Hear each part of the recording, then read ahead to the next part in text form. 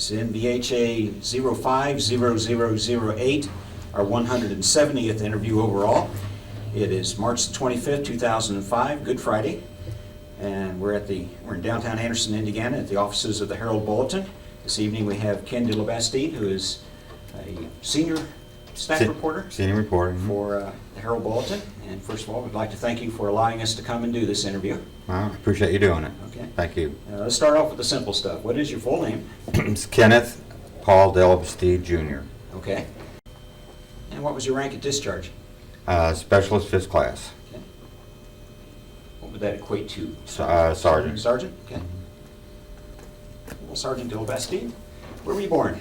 I was born in Brooklyn, New York, Okay. at Kings County Hospital. Right. And my parents moved to West Babylon, New York in 1950. Okay. Well, I take it your mother was there at the time you were born. She was there. Right. Tell me a little bit about your mom. What was her name? My mom's name is Helen. Okay. Her maiden name was Uffelman. Uffelman. How do you spell that? Ufffelmann. Okay. And she was 16 when she married my father, Ah. and 17 when I was born. Why don't you tell folks about her? What was she like? She was a good mom, you know,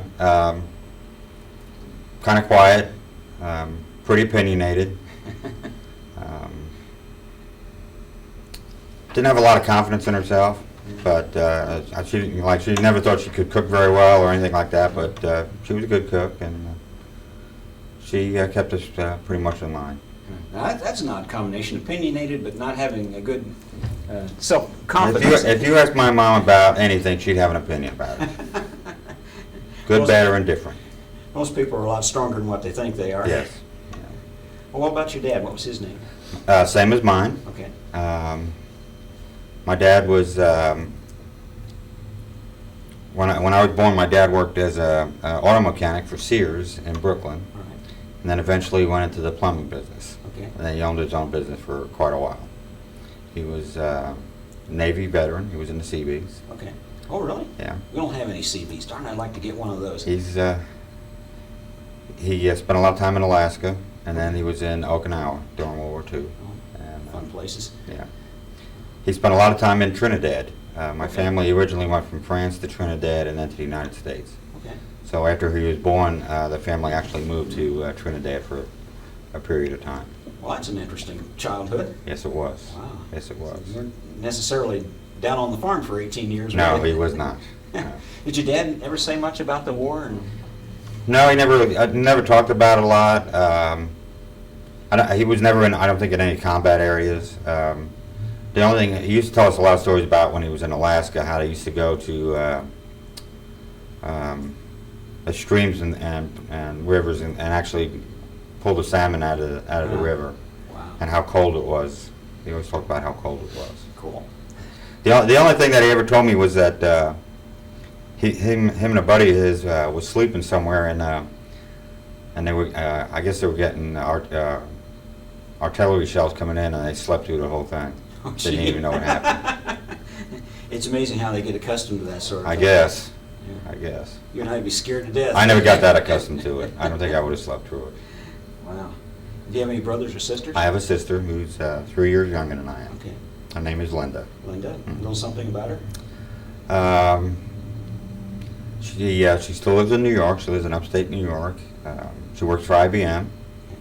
She has 2 children. Okay. One is a firefighter in New York City, and my niece is chief of staff for a congressman from New York. Oh, no kidding. Yeah. Which congressman? His name is Maurice Hinchy. Okay. My sister, I guess if I had to compare me and my sister, I was always the one in trouble, and my sister was the one that always did things right. Was that true or just perception? I think that was pretty true. That was pretty true. What would you call home as you were growing up, as you were a kid? What place did you remember the most?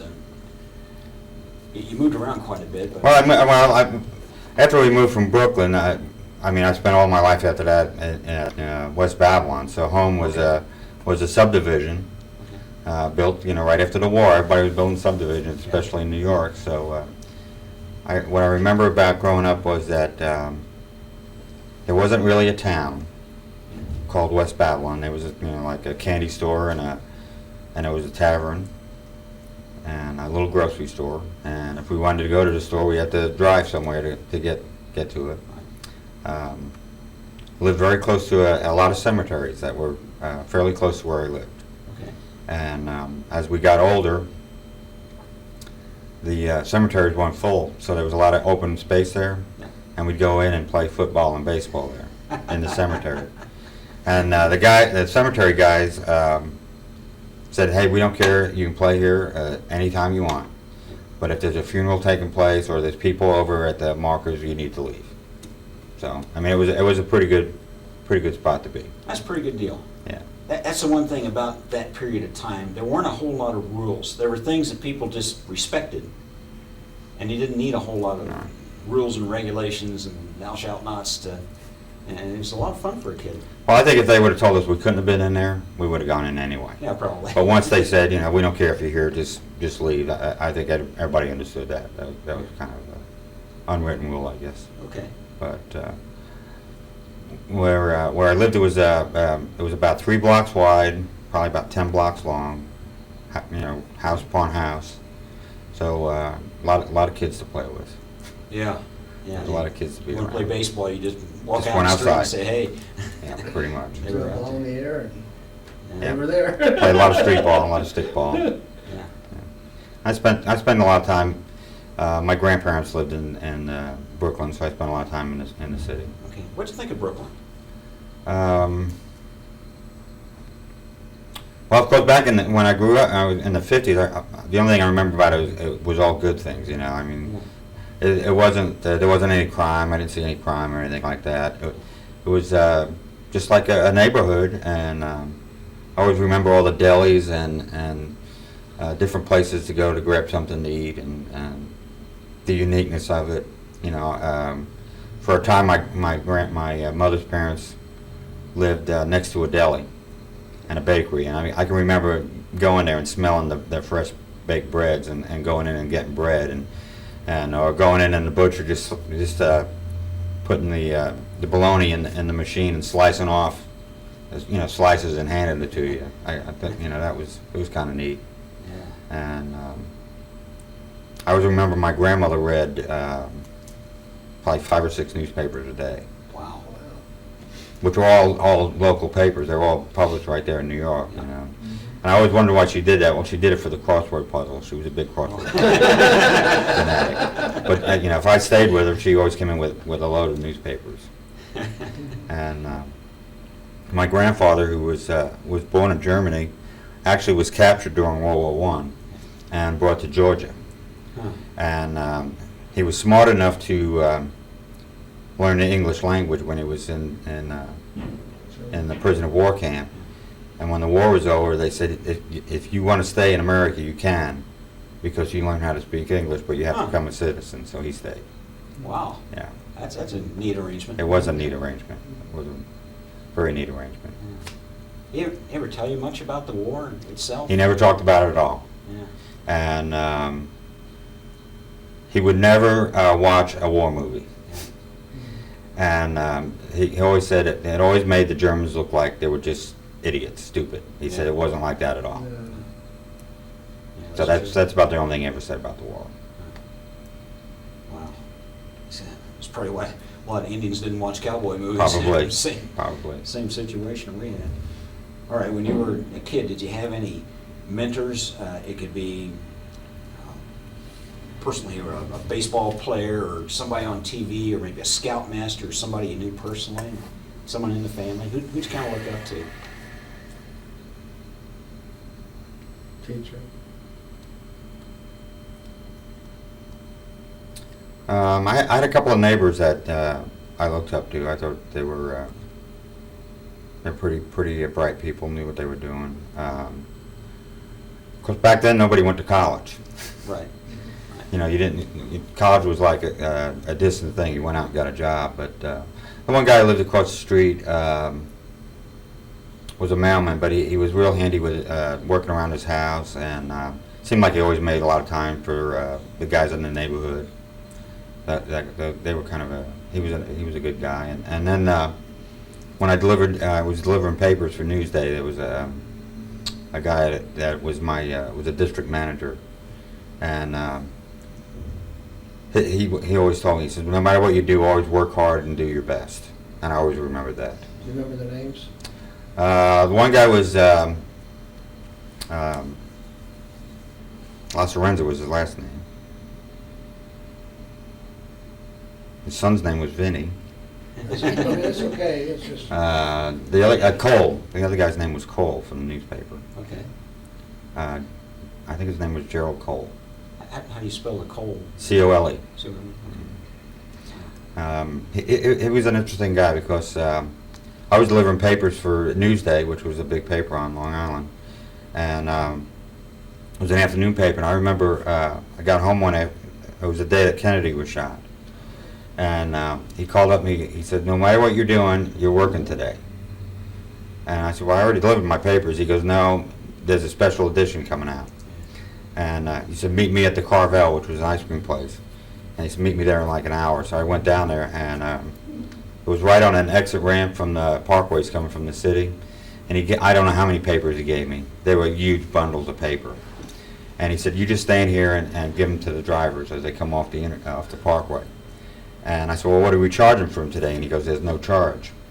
But when people would pull up, you know, it's kind of like hawking the paper. We'd stand out there, and there was a long line of traffic trying to get, coming off, but they were all stopping. Well, you'd hand them the paper, and a lot of people were saying, "Well, how much?" And it was like no charge, and they were throwing money out onto the street. They were just throwing it down on the road, and I'll never forget that because I got like $45, $50 that way. Gee, it's probably more than you For a lot of money. That was a lot of money back in Sure 1962. was. I reckon. I remember that. I remember that to this day.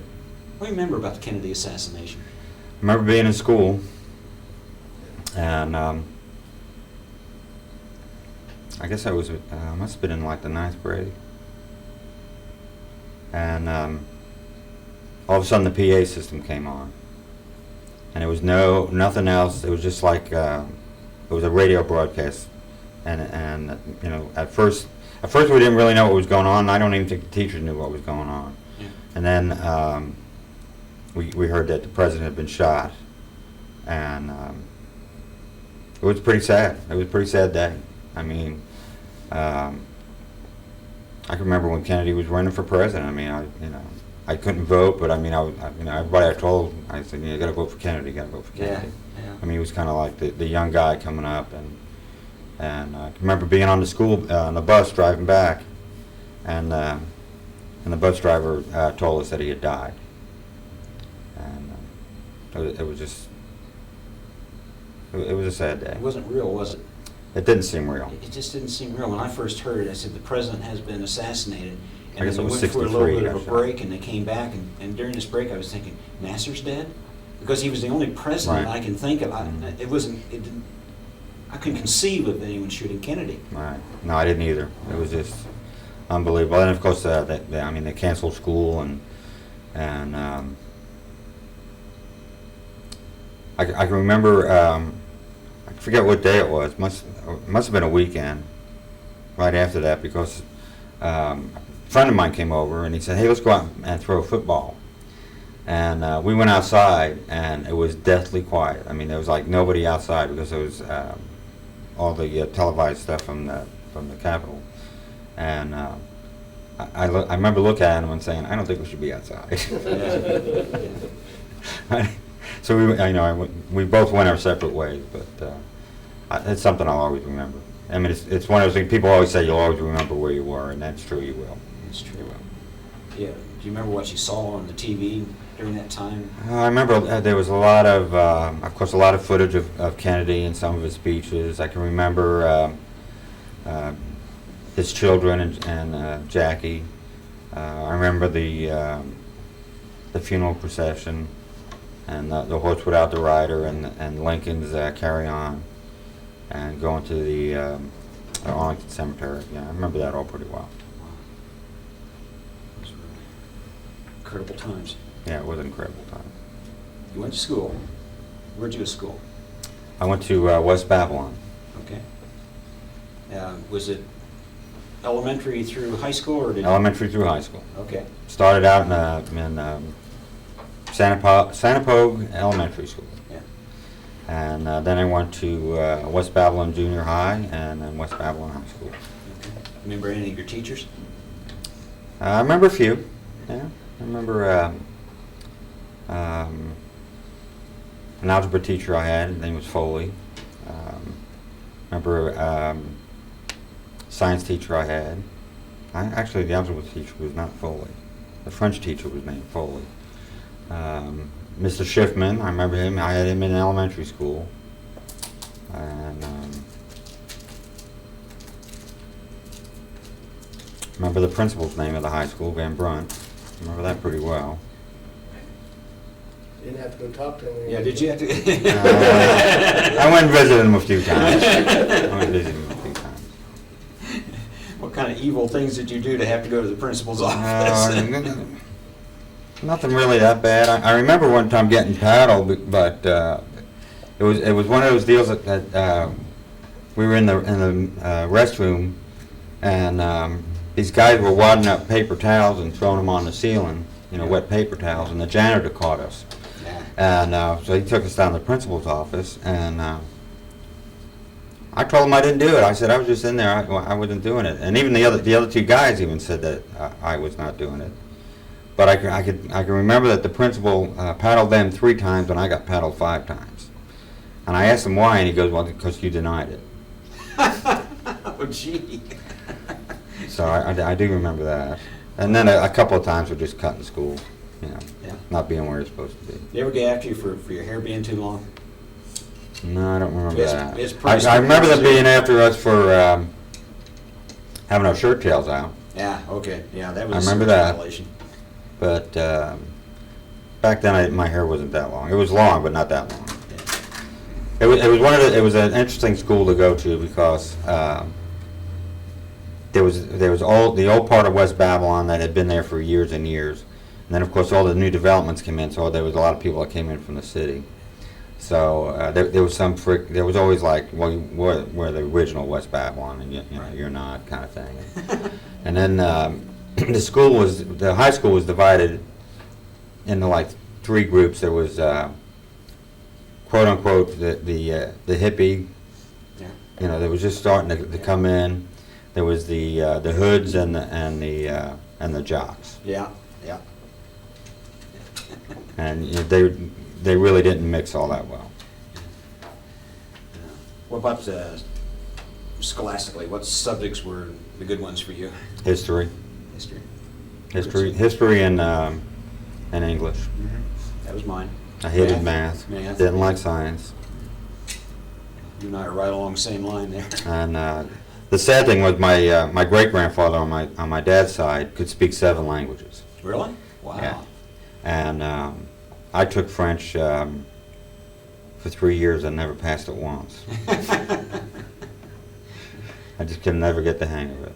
I was never very good at it, but I love Mrs. Furnace, so it worked out. What about sports? You get involved in any? Played some baseball, I played some football and basketball. What positions? I was a catcher in baseball, I played a receiver in football, and the bench in basketball. Okay. You're a B team. I was lucky to, I wouldn't even say I was a B team. I was a warm body. What were the big sports in New York? I mean, Big sport was football. okay. Basketball was not a big sport. Yeah. At least not where I grew up. And in fact, the only reason that I played basketball was the basketball coach went to the football and baseball coach and said, "I do not have enough guys to play basketball. Yeah. We can't even scrimmage. I need some guys to go out and scrimmage." And he said, "Do you mind if I take a couple of guys?" And so there was like 3 of us that played football and baseball, and the coaches thought it'd be great to keep us in shape if we played basketball. So that's how I ended up playing basketball. That's true. Yeah. So you're in high school, you're getting ready to graduate. Do you have any idea what you want to do in your life after graduation? Well, actually, I had thought about becoming a history teacher. Okay. I thought I would like to teach. But when I graduated, I at first didn't even think about college. Just went out. I mean, I got to make money. I have to make money, and so I worked for a number of places. I worked as a forklift driver for a company that made fiberglass pipe that was sent to the Middle East for water aqueducts and stuff like that. I did that for a while. Worked at a Coca-Cola bottling plant for a while. Retail sales for a while. And then I decided to go to college. Think your coworkers are going to give you a hard time about all those jobs you had? No, I don't think so. No. I've had a number of jobs. I've had jobs where I only worked an hour and left. Oh, really? Yeah. I always thought if you don't like what you're doing, it's time to just keep moving. That's a good philosophy. I really, especially when you first start out. Mm-hmm. Learn quick and either stay or get out. That's right. Yeah. That's right. Well, I always wanted people to be honest with me. And the place I only worked an hour, I was supposed to work in a warehouse and fill orders, and I started to work, and nobody ever, they didn't tell me anything. They just said there's two other guys. Well, I'm there, you know, I'm filling this order, and this guy comes over and he starts poking me on the shoulder. He's not saying anything to me, and it's like I'm turning around. Like, what do you want? What, you know, what, you know? So this other guy walked over and says, "Oh, he can't speak and he's deaf." So I walked over to the guy who hired me. And I said, "You know, I'm done. I'm quitting." Huh. And he goes, "Why are you quitting?" And I said, "You should have told me that my supervisor or this guy that's, you know, in here with me can't talk and he can't hear." Yeah. I said, "What? You know, why wouldn't you tell me that?" Yeah. I said, "Not fair to him, not fair to me. I'm leaving." Yeah, especially for a kid that age, it's hard to Yeah. deal with something like that. So, you graduated, what, about 1966? 1966. Vietnam was starting to rev up a little at that time. Mm-hmm. Yeah. And any thoughts about Vietnam as a high school senior? Or did you? No, we really need. I mean, we knew the war was going on. It must have been. I think the summer I graduated, there was a student from the high school that I knew that I think he enlisted and was killed in Vietnam. So that was like the first time it really hit home. His name was John Smith. Did you know him personally? I knew him. Yeah, I knew him. He was. What'd you tell folks about him? What was he like? John was a fun-loving guy. Pretty tall. Never thought he was the brightest guy in the world, but you know, he wasn't an idiot either. Yeah. Kind of an average Joe, sounds like. He was pretty an average guy. I never understood why he went into the military, but he must have thought it was the right thing for him. Then it was sort of in the patriotic stage of the war. People hadn't really formed opinions, but they weren't ready to dump on our soldiers in '66. I wouldn't say it was patriotic, but they weren't ready to dump on anybody. It didn't really get bad until later. Yeah. But I mean, aside from that, I didn't think anything about it. Do you remember how he got killed? No, I do not. No, I just remember that it was in the paper and that we all heard about it. Did you give any thought to being drafted at that point? No, concerned about never it? thought about it. I lived in New York, man. They weren't drafting anybody from New York. Especially from where I was from. I mean, they were, they had all those kids in the city, those inner city kids that would be drafted. I never worried about it. Never worried about it. So at some point, you made the connection with Uncle Sam. Did you enlist or were you drafted? No, I was drafted. Okay, I was what drafted. year? I was drafted in '68. Okay. I had actually was attending Hofstra University. I was going there full time and working part time, and ran out of money. It was a private school, pretty expensive, and ran out of money. Yeah. And I asked my dad to lend me the money for tuition, and he wouldn't do it. He said, "You're not serious about it. I'm not gonna lend you the money." I said, "Just lend me the money until, for 6 months. I'll pay you back in 6 months." And he said no. Okay, now. This was late Switching those '67. positions, you think you made a good call there? Would you have given the money to your kid? Yeah, I would have given him the money. Yeah. Yeah. Different times, though. Yeah. Different times. I don't think he thought I was going to get drafted either. I'm sure that I've never held it against him, but we never talk about it either. Yeah. I'm sure that he felt bad about it. I'm sure he felt bad about it. So is your dad still alive? Yes, he is. Okay. Yes, he is. What about your mom? They're both alive. Okay, that's great. Yeah. That's great. Yeah. So, you get to see him very much? Are they back? I in see him New York? about once a year. I'm actually going to go see him in about 2 weeks. Okay. It just depends on what's going on. Sometimes I get back more often than that. But it's been about a year since I've seen him. So Uncle Sam sent you a little letter. April 8th. Well, I was in March, yeah, it was in March. I got the, well, the first, because when I dropped out of school, I went to the missions office and I said, hey, I'm going to drop out for a semester, but I'll be back, so, you know, what do I got to do? And they said, just come in and re-enroll. Just pay your money and re-enroll. And I said, okay, I'll be back in probably for summer semester. You know, I'll be back in June. And the guy said, well, you know, we have to send a letter to your draft board. I said, no, you don't have to send a letter. You don't have to do that. Maybe we do. And he said, well, we'll probably send a letter. And I said, well, you got to do what you got to do. I said, but my intent is to re-enroll. And my cousin got drafted right after, right before Christmas of '67. He got drafted. And then I still didn't think I was going to get drafted. Yeah. I still thought, well, he lives in the city. He's he got kind of wrapped up, and got a letter that I had to go for my pre-induction physical on Lincoln's birthday.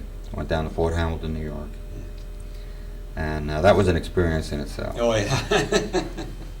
I saw things that I just never imagined. Never really wanted to see. Well, I was just amazed at what people would do to get out of the military. Yeah, yeah. But, okay, what was your feeling about it? Did you care one way or the other at that point?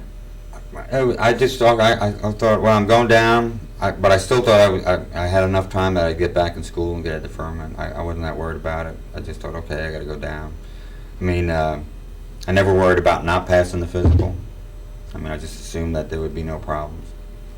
But I mean, you know, when we got, well, you were 2 years probably, but you know, you get down there and you have this whole room of people, and the first thing they do is talk about a script.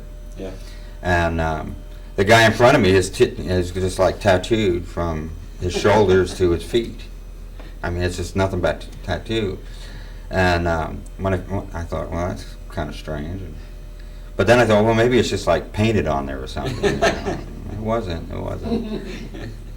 And there was another guy that when they come around, they were asking a bunch of questions. He told the sergeant that he was homosexual, and excuse me, ladies, but the sergeant just whipped his member out and said, "If you're homosexual, go to it." Oh, gee. I mean, it was just that blunt. You know. Wow. But you know, I went through the whole thing, and I got to the last guy. Actually, I was told that I had a physical impairment, and I was thinking, like, what could this be? And I had to go to this other guy, and I said, what is my physical impairment? He goes, you're colorblind. I said, what does that mean? He goes, nothing. It just means you're colorblind. You're still eligible for service. Yeah, he's still eligible for Vietnam. I said, yeah. And I asked the guy. I said, how soon do I get? You know, how soon do I got? I mean, are we talking a year, 6 months, 3 weeks? You know, how long do I got? And he says, usually 4 to 6 months. So I'm still thinking, you know, this is February. I'm still going to be okay. I'll be back in college by then. And we're starting to make arrangements to go back. And I actually bought a new car. I bought a '64 Ford Galaxy to get back and forth to college and my jobs. Was it? Huh? It wasn't a convertible, was it? No, it wasn't. I bought a '64 Ford convertible Galaxy. It was not a convertible. And I had it. It was in March. And it happened to be a nice spring, nice day in March. I was out washing the car, and the mailman came up to me. Of course, the mailman back then, you knew everybody. You know, they knew everything that went on with your family practically. And he said, "Hey, I see your dad bought him a new car." And I said, "I bought it." And he said, "Oh, it's pretty nice." He goes, "You ain't gonna use it a whole lot." And I said, "Oh yeah, I'm gonna use it to go to college and all." He said, I'm telling you, he says, you're not gonna. I said, no, why wouldn't I use it? It's, good car, not that old. I'll be okay. And he goes, you're not going to use it. And he gave me my draft letter. So that was pretty shocking. Wow. You didn't give him the car, did you? No. No. By the way, what happened to the car? I left the car with my parents, and they asked if my sister could use it. Yeah. And I said she could use it. And when I got back, it was pretty much destroyed. It wasn't much. I mean, it was still drivable, but I mean, a lot of dents, dings. Not the kind of thing you like to talk about at family gatherings. I mean, it was just like, okay. So where'd you actually go to be sworn in? I was sworn in Fort Hamilton, Okay. in Brooklyn. And then we flew to Fort Jackson Okay. for 2 weeks. 2 weeks. 1 week. That's been a week. That's Columbia, South Carolina. Okay. And while we were there, that's when Martin Luther King was assassinated. Wow. It actually was, I think it was the same day or the next day. It was very close to that time. Yeah. Because I remembered when we got to, we flew down to South Carolina, they put us in buses to drive us from the airport, and they said, if there's any problem, guys, just duck. Because I guess they were afraid there was going to be some violence from King's assassination. The country kind of exploded for a few days after that. A few days it did, yes. A lot of emotions running pretty high. Mm-hmm. Very high. I just seen Bobby Kennedy just a few days before that. He was Is that right? here at the Wigwam campaign. That's right, he was here. Yeah. I was impressed by how short he was. I was expecting someone to be much taller. Yeah, he wasn't very tall, He was was a he? big guy. Wow. So was on the base itself, was there any kind of heightened state of alert because of that? If there was, we didn't see it. Yeah. If there was, we didn't see it. I spent a lot of time doing KP. Yeah. So you get the sunny Fort Jackson, and how did they greet you when you got there? Were they pretty well organized? They started screaming at you? Pretty much screaming at us. We got in fairly late at night. It gave us a place to sleep, and of course they got us up about 6 in the morning. Mm. And I remember I decided since we were going in the Army anyway, I was going to let my hair grow, and it had gotten fairly long. And we went to the barber shop, and I mean, we always heard that the Army, they cut it real short and everything, but you don't know. And I was like one of the first guys in line. I sat down, and the barber says, well, how do you want to cut? I said, well, just take a little off the sides. And he took that thing and went right through the middle of my head. And he said, oh, I slipped, Okay, you've had your fun, But I come out and I didn't have a whole lot of hair. Didn't have a whole lot of hair. Oh, boy. And of course, they throw your uniform at you and your boots and move on. Did they run you through a line and hit you with guns for the shots? No, we still had the needles. Still had needles? Still had the needles. Yeah. The shots came later. Probably used the same one on 3 or 4 guys. I hope not, but yeah, the guns came later. Yeah. So, what about your drill instructors? How would you describe them? Were they? I actually, from Jackson, I went to Fort Gordon for basic. Oh, okay. I took basic in Fort Gordon, and the drill instructors were pretty. They were pretty serious. I mean, they were pretty harsh on you. I mean, a lot of push-ups were minor things you did. A lot of get up and go out and then sleep for an hour, and they come in and wake you up again. But I was actually pretty fortunate at Fort Gordon. It was in the spring, so they had a baseball team, and the CO wanted to win, and I ended up playing on the company's baseball team. So we did not pull any KP or anything like that because we had to go out and practice. Yeah, it was pretty cush, and we had a guy. I don't remember the guy's name, but he was a a tall guy from Alabama, and he was the pitcher on the team. Fast pitch we played.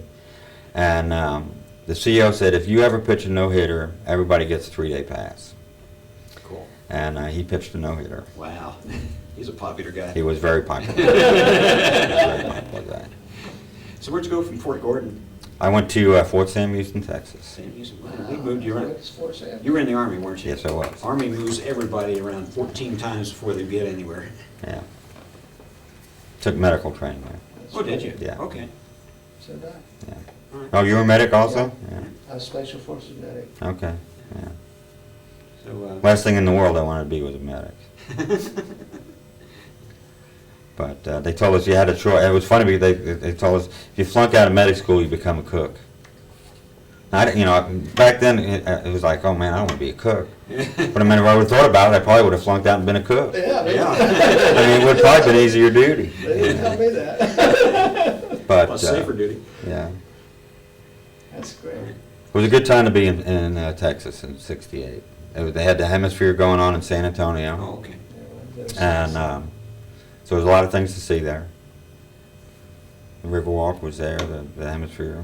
Yeah, I That was didn't know how nice. far along they were with the Riverwalk at that. They had some of it, not a great deal of it, but it was there. Parts of it were there. Okay.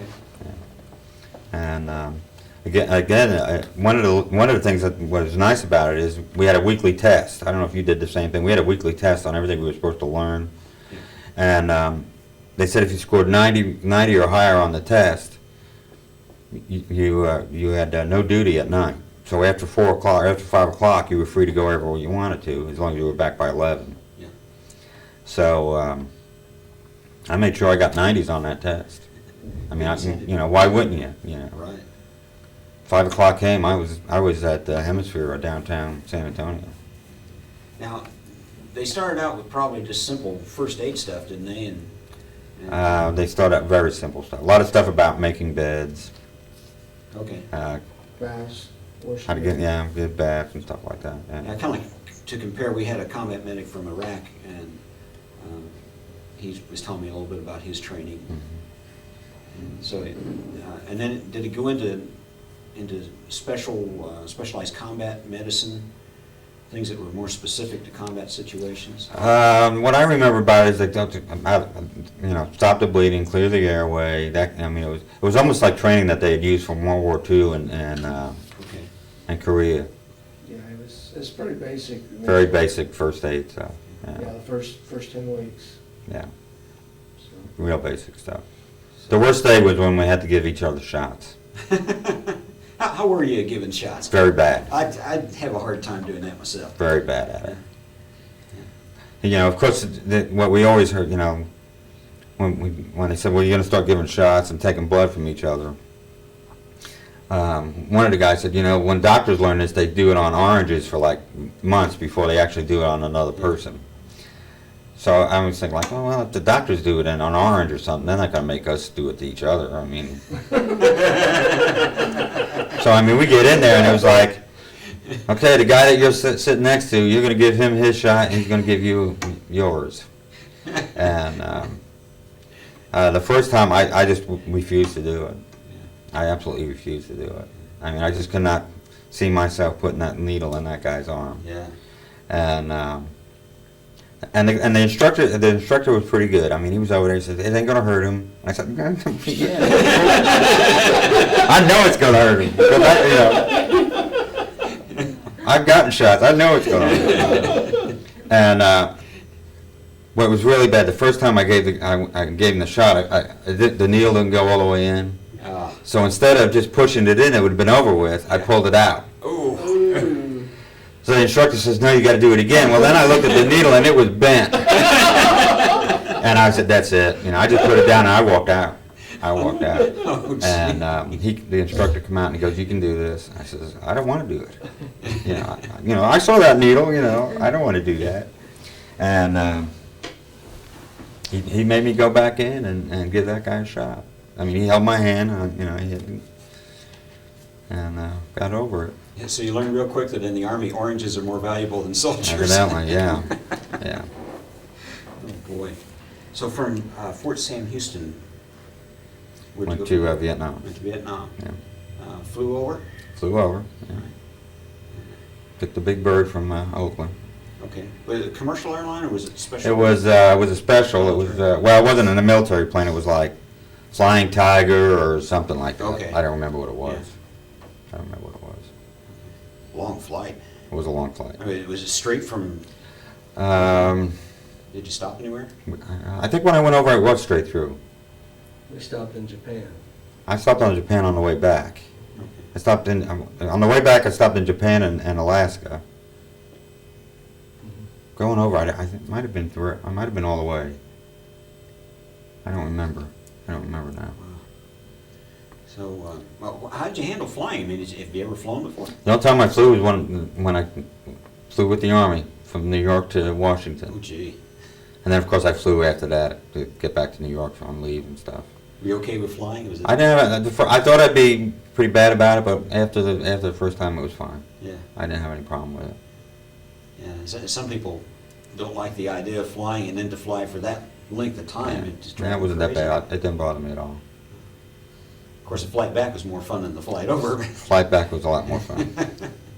A lot more fun. Okay, about 30 seconds. All right, let's stop it here. You were just starting to tell me something. One of the interesting things that happened before I left Fort Sam Houston was they would graduate a class of medics all at once. It was like 100 or 150 of us. Okay. And what they used to do is line the companies up on the street in front of their headquarters, and they would tell them where they were being assigned to. And so as you got closer to graduation, everybody would kind of sneak around the buildings to hear where everybody was going, you know, get some feel for what was going on. And 3 classes before us all went to Europe. They sent everybody to Europe except a few that went to other training. So of course the rumor was hot and heavy that we were going to be assigned to Europe. And I was still convinced. From the day I got drafted, I was convinced I was going to Vietnam. It never crossed my mind I would go anywhere but Vietnam. So they lined us all up in the street, and they named like 6 guys that were going to Fort Huachuca in Arizona for helicopter training. Oh. And then the CEO said everybody else is to report to Oakland Army Terminal for assignment in Southeast Asia, which was no surprise to me, but there was guys that actually freaked out. I mean, I can remember two guys that ran over and actually put their arms to glass windows Wow. because they were, didn't want to go. They didn't think they were going. Yeah, pretty traumatic. Yeah, it was pretty traumatic. Well, and the country really wasn't behind it like they were in World War II, so it wasn't the kind of thing you just wanted to rush out and do.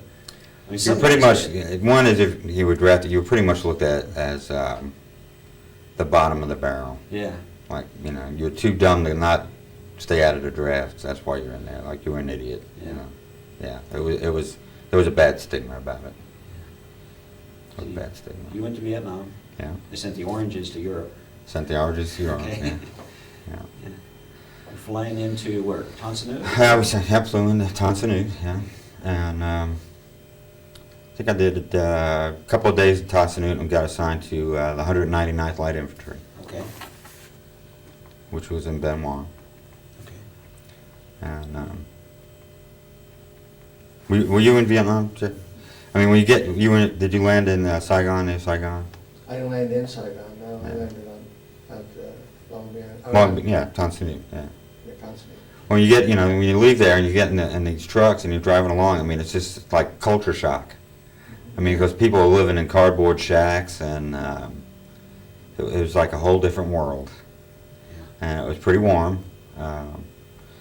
I had always had this vision that coming down the stairway from the plane, I was going to get shot and never even step foot on the ground. I was convinced that was going to happen. Did you? Yeah, I wondered if that was coming. I would get to that little opening and start down and get shot. As you were flying into the country, you were able to see it at some point.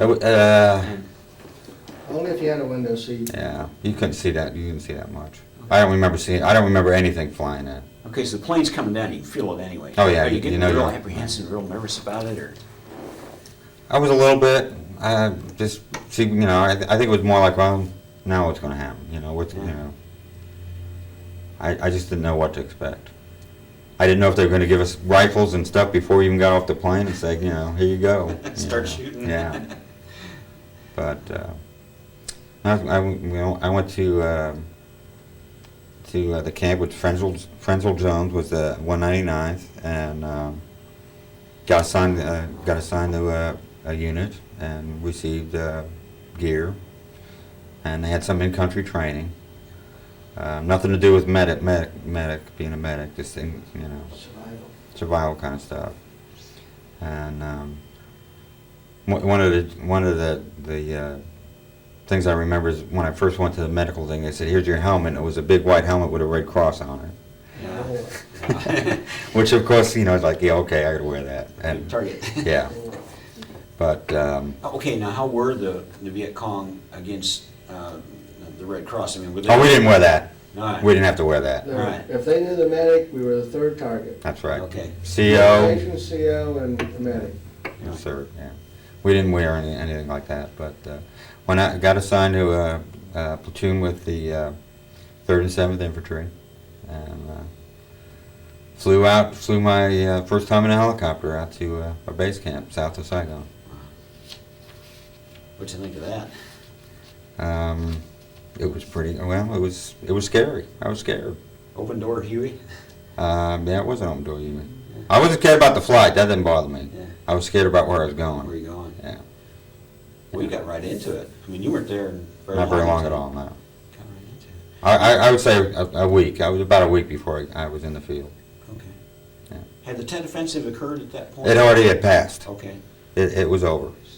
I can't remember the time frame on that. Tet was in February of '68, I just missed it. I Yeah. got 3 weeks.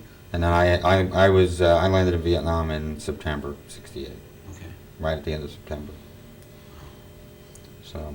And of course, that heightened tension because of, had you heard about the Tet Offensive at that point? Oh yeah, I knew all about that. Yeah. I knew where I was going. Wow. First night out, we were in a firefight. First night I was with the unit, they were in a Gee firefight. whiz. Break you in early.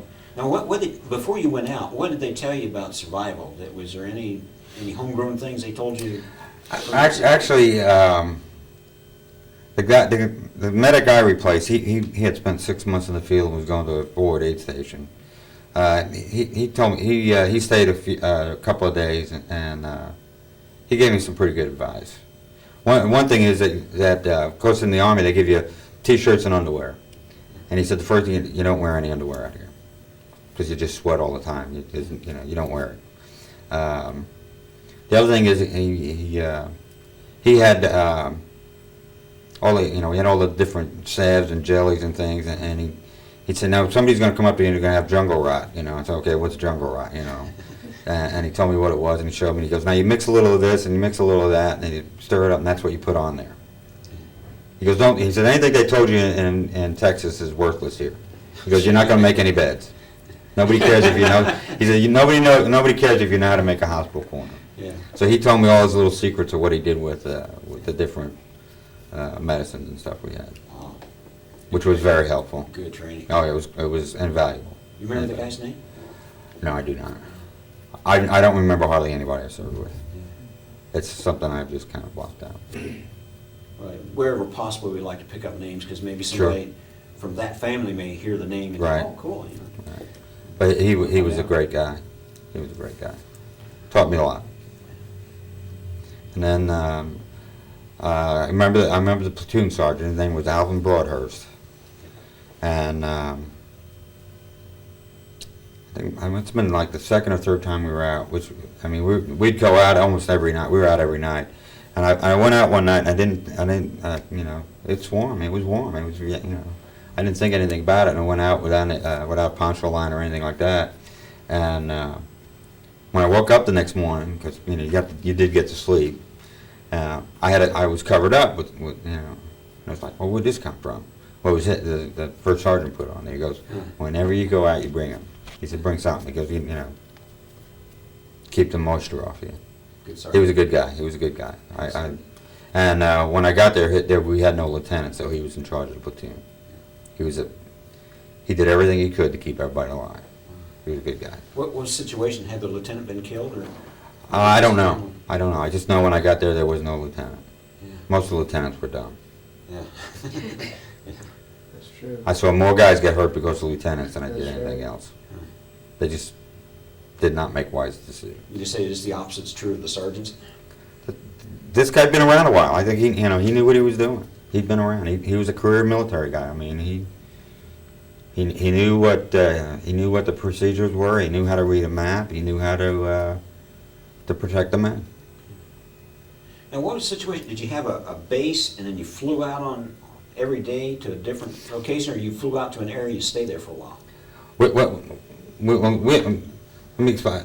The only time I was only in the main base, which was back in Benoit. Okay. I spent only about 2 weeks there total of the whole year. Okay.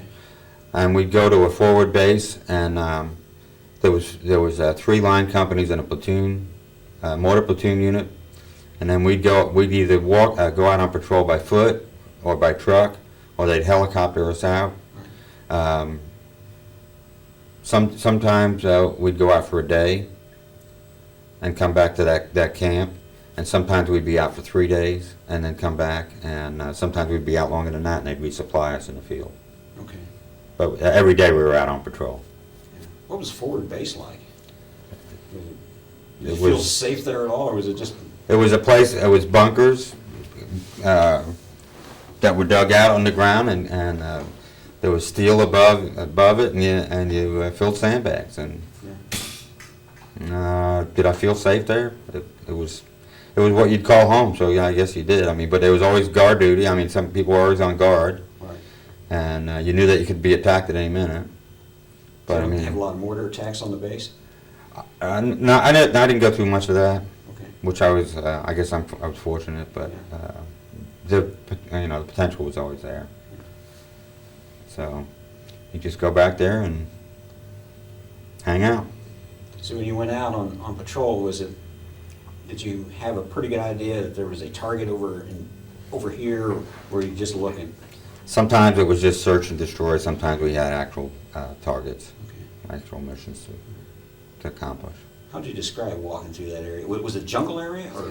Well, Rice when I paddies? first there was rice paddies, and in the wet season you were wet all the time, Yeah.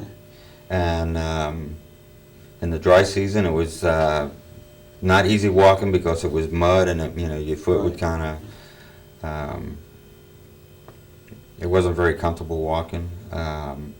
Terrible to try to sleep if you're outside like that. You never walked on the dikes. You always walked in the water because booby traps were always on the dikes. Okay. Okay.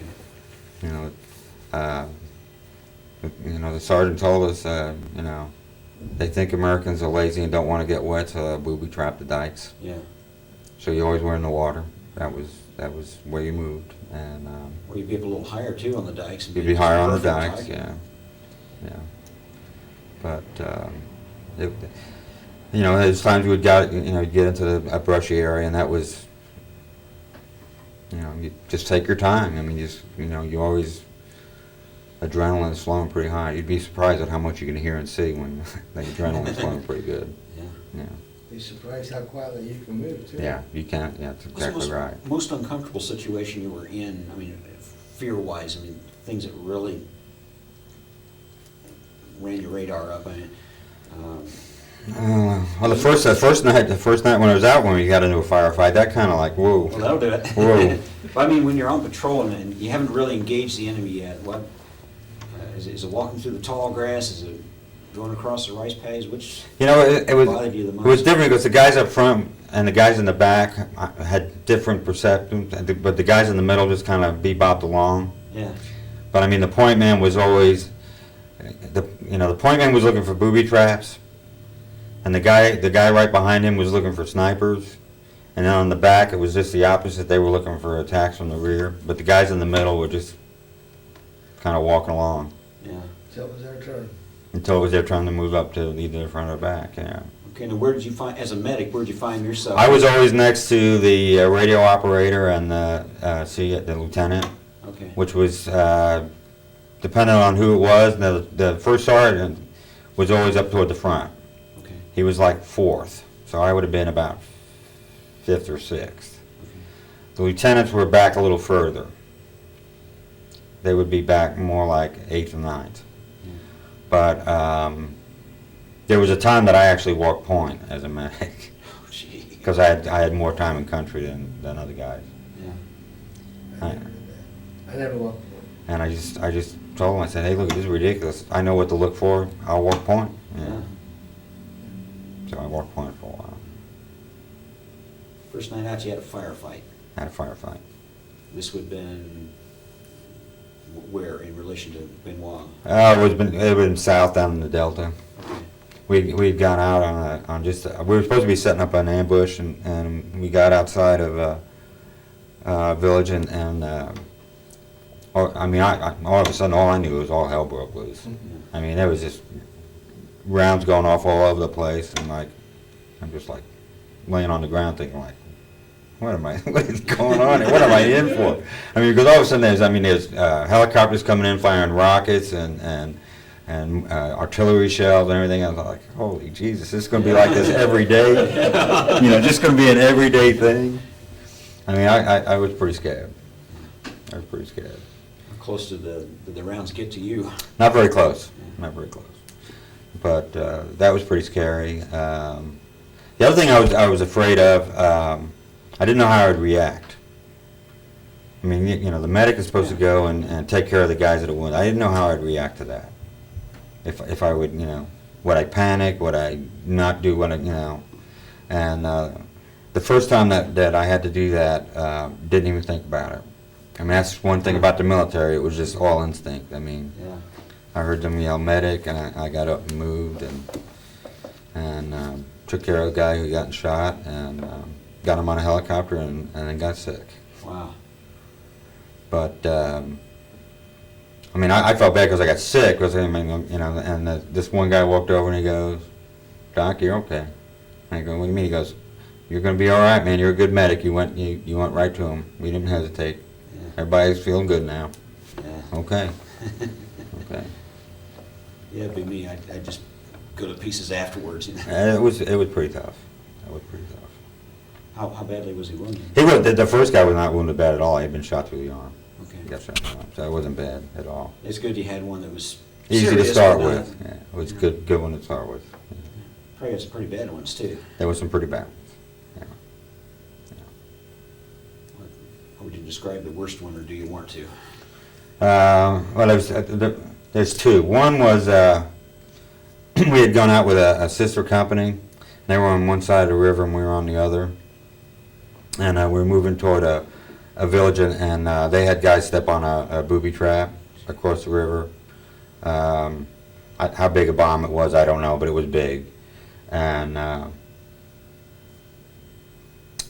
at first, they didn't think they were going to need any assistance from us because we had to try to get across the river. And then it was just like we need medics, and we crossed over the river and got to it, and they had like 8 guys that were pretty badly. Yeah, a couple of guys were amputees. One guy had a big sucking chest wound.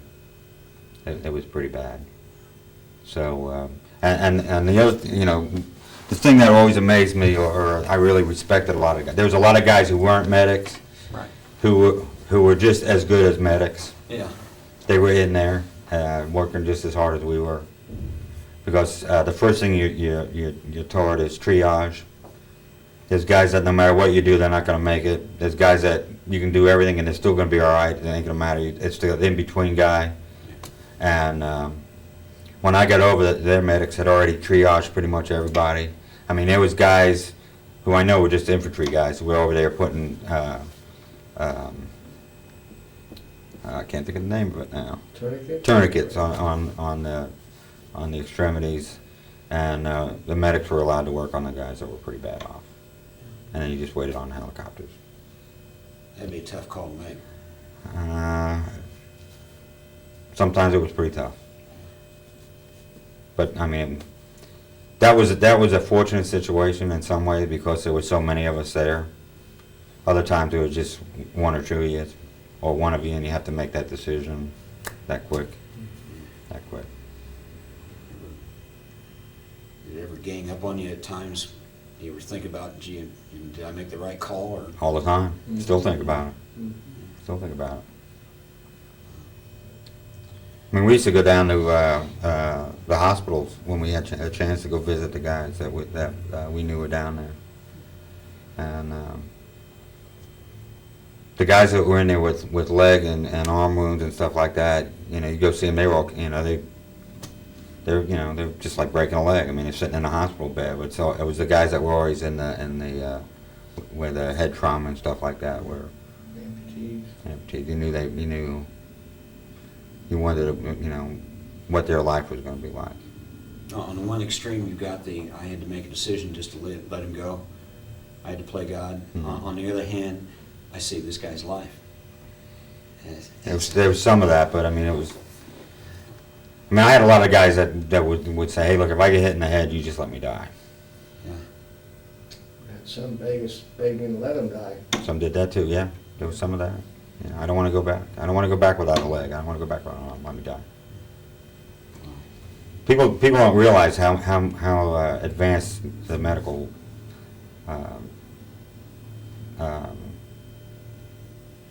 situation went in Vietnam. Helicopters changed everything. Yeah.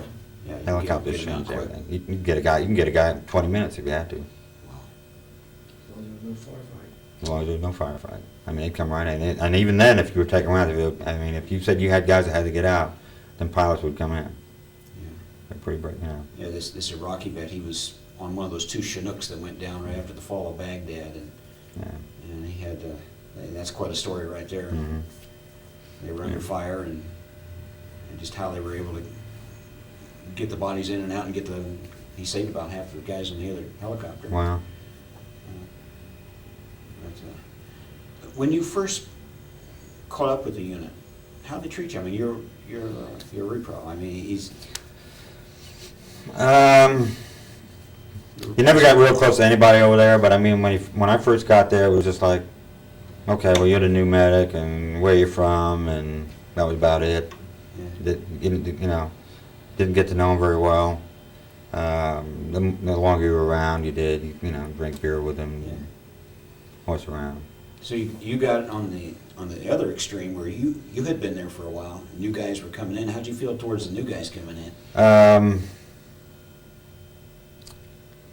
Well, I would, you know, you're always glad to see replacements, I guess, because that meant somebody was going home. Yeah. I just always tried to tell them, you know, listen to the guys who've been around a long time, and Did you find yourself not wanting to get close to the new guys you didn't get close to anybody. You didn't get close to anybody. because you knew you were going to lose them? Well, either one, they were going to be gone, and you know, their tour of duty was up, and they'd go home, or they'd get wounded or killed, and you wouldn't, you know, there'd be no contact with them. So you didn't get close to anybody. Now, some guys did. I did not. I mean, do I have a best buddy that I stand? No, I have nobody like that. Nobody like that. My best buddies was the guys I went in with. You know, just four of us went together and we all decided to join the Army and go airborne, and we divided a $5 bill and said we're going to meet after we get out and have a drink, and 3 out of the 4 of us come back. Those are my best buddies. Wow, that's a neat story. One of the guys I went over to, I went through medical training with and went over there with. He ended up being with another unit with the 199th, and we had been out on a 3-day mission, and got called to a major firefight, and we were one of 4 blocking companies around the NVHA bunker complex, and they told us to move in. We were going to go through, and we couldn't get through. We went so far, and the fire was just so incredible that we faded back, and they just bombed the crap out of the place. And Thank God for air power. then we went, you know, we got back in the second day. We started back in, and it was almost as bad. It's like they did, you know, so they pulled us back out. And then the third day, we went in and we got no resistance. But we found bodies of Americans that they had captured in there. Oh, gee. And so we didn't, were they dead before they the bombing took place, or the bombing, we no way know. But one of the guys that I had been through medical school was one of the guys there, one of the medics. So. So, it sounded like you were in several firefights. I mean, what were the occurrences? I mean, like, several times a week, There were hot times and cool times. Well, you never knew when, but I mean, I wouldn't say it was weekly. I mean, sometimes you'd go out and be in one every day for 3 days. Okay. And then you'd go 2 weeks without one. Yeah. But when you got to that point where you weren't seeing action, you got bored. God, I wish we'd see something. I wish something would happen. Yeah. Let's do, because it was just so much routine. God, I hope something happens today. So, how the critters treat you in Vietnam? There's always something crawling through the jungle trying to. Red ants. Yeah. Red ants. They were bad. Yeah. One time I woke up in a bunker and I had a rat sitting on my chest, Oh, gee. which was kind of unique, different. The guy woke me up because don't move, and I said, "Why is that?" And he goes, "There's something on your chest." And I kind of looked and I said, "Yeah, okay." And I looked over and he was picking up his M16. I said, "You're gonna shoot that thing on my chest?" I said, I said, "Grab the broom or something and whack it." And that's what he did. He said, "Were you afraid I was gonna miss?" I didn't want to take a chance. Oh, brother. Do you need something here? Oh, he's a photographer. He was just. Shoot, what was I going to ask you? Okay, what was the worst battle you were in? That was it. The one that extended out over a week. That was the worst one I was in. Okay. And normally the duration of these things, what, an hour or two? Not even an hour or two. Really? Minutes. Yeah. Minutes. And what about some of the booby traps you find along the way? They got pretty vicious with some of those. Some of them did. There was a lot of grenades. Mostly grenades are what we saw. They had some of the bungee pits where they take bamboo and sharpen it, and then usually have fecal material on it so it would fester. Once in a while there were some bombs, some bigger bombs that they would get, but that mostly the little string across the trail hooked to a grenade.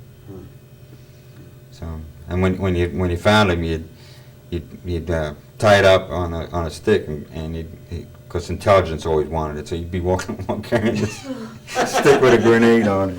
Oh, gee. Which never made sense to me because I'm figuring 8 minutes going to just fly off and we blow everybody out. And what about the weapons we had? Did they function pretty well? I never had any problems with my M16. Okay, I'd heard, you were all the time hearing that they were failing. As long as you kept it clean, it was a good weapon. Okay. I never had any problem with it. I don't think I remember anybody having a problem with M16. Yeah. But you cleaned them every day. I mean, if you didn't clean them, you got a problem with them. It was a hell of a weapon. Yeah. Yeah, it was. That was an amazing weapon. I mean, you put it on fully automatic. I mean, you'd run through some clips. Yeah. You didn't shoot on fully automatic very often. You ever get in a situation where you got short on ammo? Or No, I never had well that. supplied? Never had that. We always had. You carried a lot of ammo. I was a medic, and medics were not. I mean, medics could be a CO, but I was not. And so, in addition to my medical gear, I carried my M16, and I usually carried about 30 clips of ammo. Okay. Now, were there any restrictions, you being a medic, on using your weapon? Until somebody was hurt, I was an infantryman. Okay. I know today you almost have to have permission to, if they fire at you, you can fire back. Oh, no. We had areas you probably were in some free fire zones. Anything that moved, you could shoot at. I was a Okay. conscientious objector, so I used it. They gave me a 45. You had a 45. Yeah. Okay. But until somebody got hurt, it was lock and load. Yeah. Lock and load. What was the weapon you hated most that they used against you? Ooh. World War II, you would have said 88s, because everyone says they hated the 88s, but I would have to say, I guess, the AK-47. yeah. I mean, it was an automatic weapon. Were they very well equipped, or is it all pretty primitive? They were pretty well equipped from what I saw. Okay. And did you see times when they seemed to be starving or short on supplies or I something? never saw that. I know some fellows said that they were, when we did a lot of bombing, and we're bombing the Ho Chi Minh Trail pretty regular, that there were times when they get so hungry they'd just almost quit, and then when we stop bombing, they get resupplied. No, I and never get saw anything like emboldened that. again. I never thought that they had quit in them. Okay. No, I never saw them down on supplies. And what about the South Vietnamese? Did you ever work with any South Worked with the Vietnamese? Arvins quite a bit. Okay, what'd you think of them? They were worthless. Really? Yeah. I didn't have much respect for them. I've heard both sides of that. There was some that were really good. The best guys that we ever served with were the Koreans, the Rocks. They were Okay. good. But and there was some good South Vietnamese. But I can remember being in places where I mean, we're in their country. We're there to protect their country, and there'd be a firefight, and like the Americans were going toward where the thing was, and the Arvins were going back away from it. Okay. I mean, it's like, well, That doesn't help there's much. something wrong with this picture here. You know? That doesn't help much. No, it didn't help much. And, what about civilians? You ever run across very many civilians? Saw civilians every day. Yeah. Every day. Some of them were pretty nice, but they all wanted to make money. Were you kind of leery-o and thinking that, you know, they could be just Viet Cong Oh, always, yeah, you were always leery of them. Yeah, you didn't trust them. What about tunnel situations? You ever get into any? We had to clean out a tunnel? No, we didn't run into that. Yeah. I never saw any of that. I wouldn't want to do that. No, I would not have been a tunnel rat. No tunnel rat. Would not have been a tunnel rat. Civilians were pretty nice. I mean, we were in Saigon for a while. I met some nice people. Really cared about their country. Of course, the most people we saw were prostitutes. Yeah. A lot of prostitutes. A lot of people trying to sell stuff to you. So what'd you think of Saigon?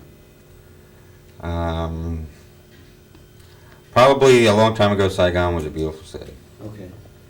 but not anymore. It wasn't even when I was there. It was just too much poverty, too many people living along the river. I mean, facilities weren't there. I mean, you know, you'd stand outside and there's a guy out in the outhouse taking a dump in the river. You know.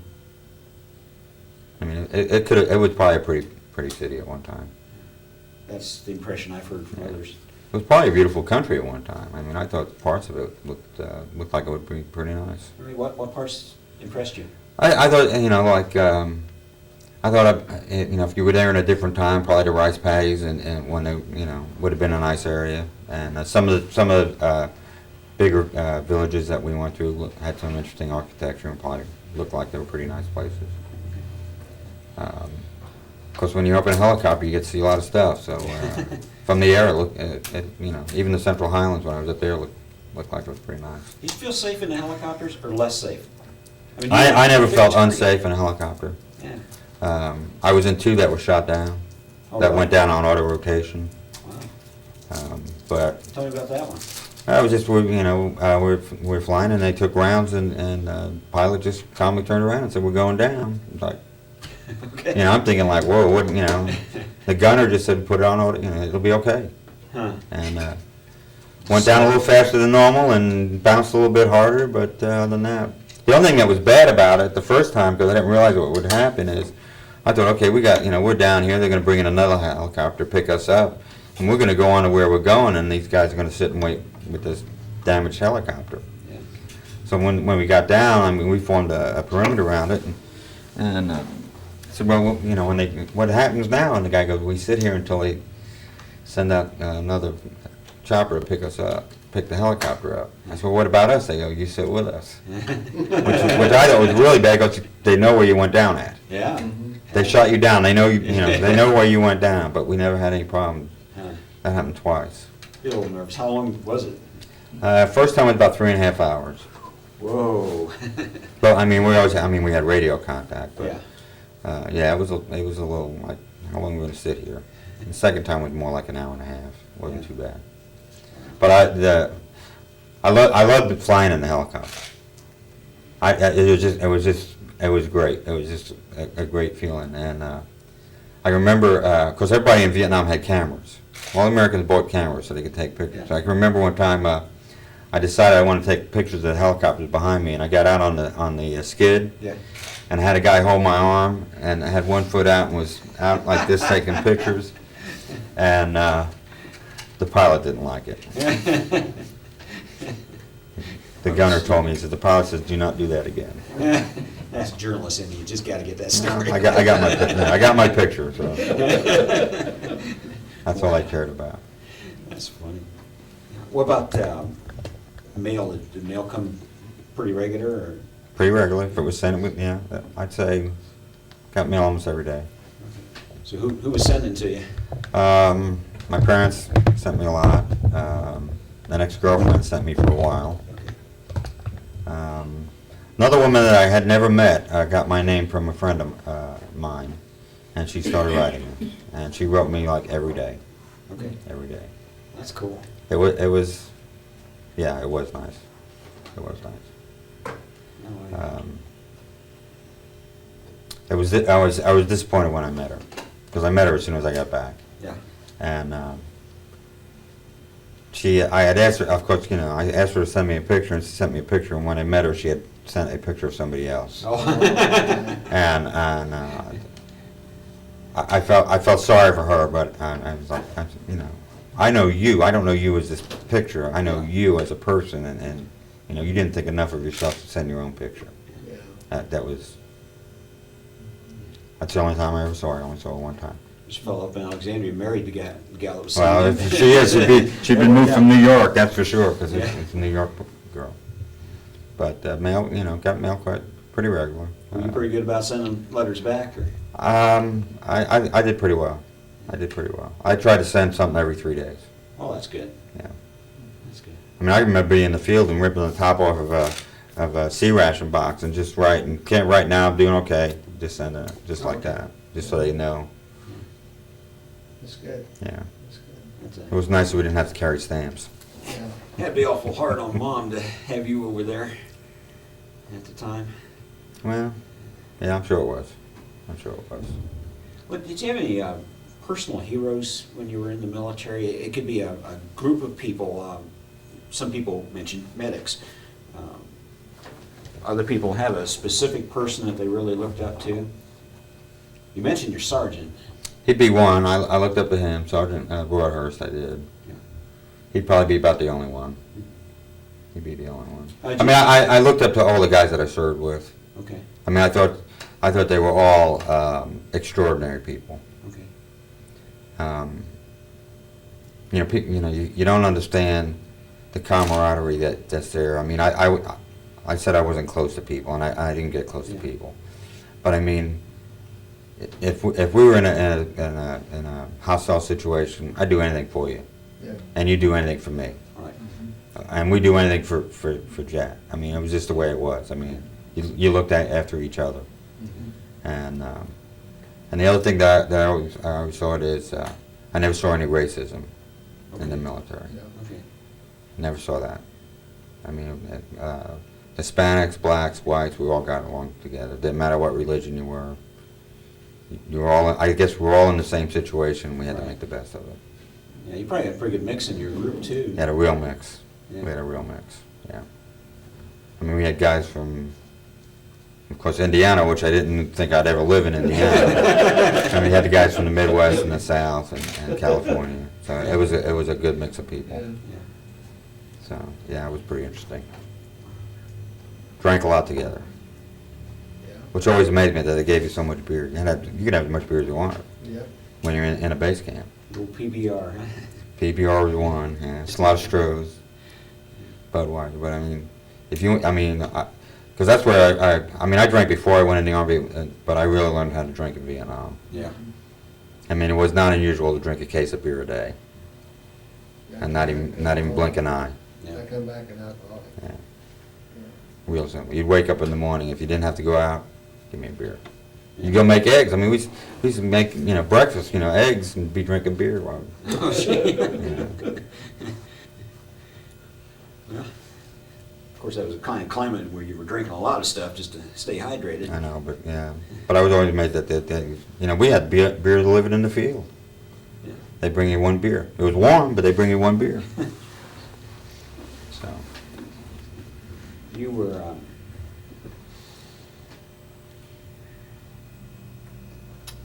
lost it. Every now and again, I get a little lock here.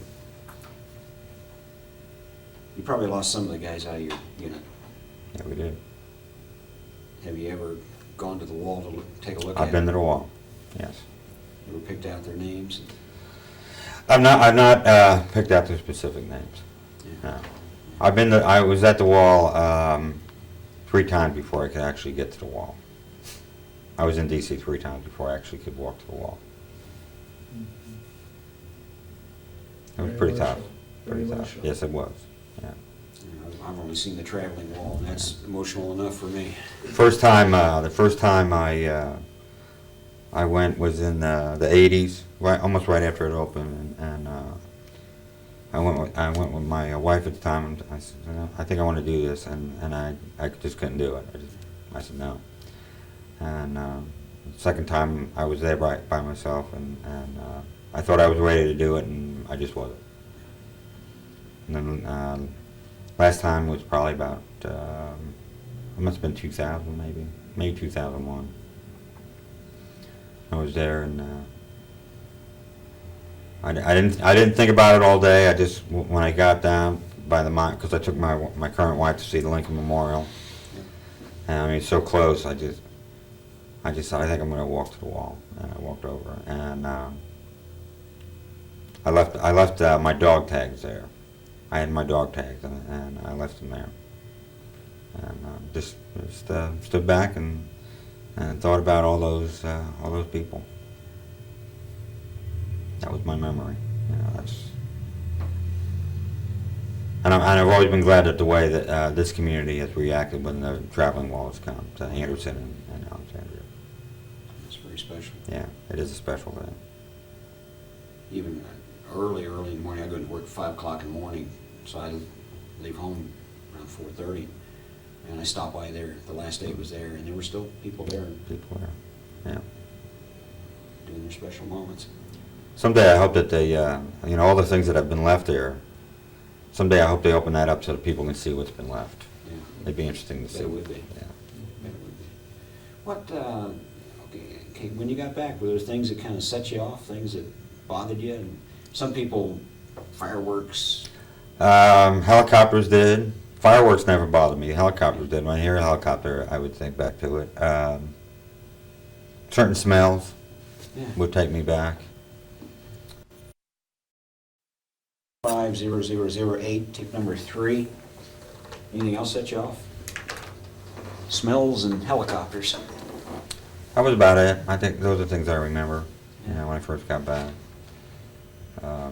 I know a lot of guys said that backfires would do it to them, or fireworks, but no, I was never uncomfortable. That never bothered me that much. Is there anything else from the Vietnam period that you'd like to put on the tape? Well, I think it's important that my family knows that when I came back in '69, I actually was going to stay. I was actually going to stay an extra 6 weeks to get out instead of coming back and spending my last 6 months in the military. Yeah. And when I had written my mother that I was thinking of staying through the end of November, she wasn't very happy about that. Yeah. She said, no, you need to come home right away. But I didn't want to come back and spend 6 months. And I told her that I would come back in September if the Mets were going to play in the World Series, which was like so unheard of in 1969. But it's the only time I think my mom ever rooted for a baseball team. And of course, the Mets won the World Series, and I played in the World Series that year, so I came home at that time. Oh, but my. it was not. It was great to get back on that plane and come back to the States. Getting back to the States was not very pleasant. Okay, you're taking off where again? From Tan Son Nhut? Yeah, when we left from Tanzania, yeah, we stopped in Japan, then we stopped in Alaska, and landed back in California. Okay, you're a short timer now. You're getting toward the end. Oh, yeah, okay. Did you have a stick or anything you carried around? Oh, I had a calendar, I mean, a drawing, a short timer Yeah. poster. Yeah. They were usually a woman with the key parts of anatomy was the number one. Okay. I actually kept more than one of those going. But I was an unusual kind of, my tour duty was unusual for a medic, and I'll tell you why. Normally in the 199th, a medic would spend 6 months in the field with an infantry unit, and then be put into a forward aid station, where you're at a bigger base for 6 months. And when I got my first 6 months in, there was a lieutenant and a doctor who was a captain that said, "It's your turn to come in." And I told him, I said, I'm not ready. I don't want to go back to the aid station.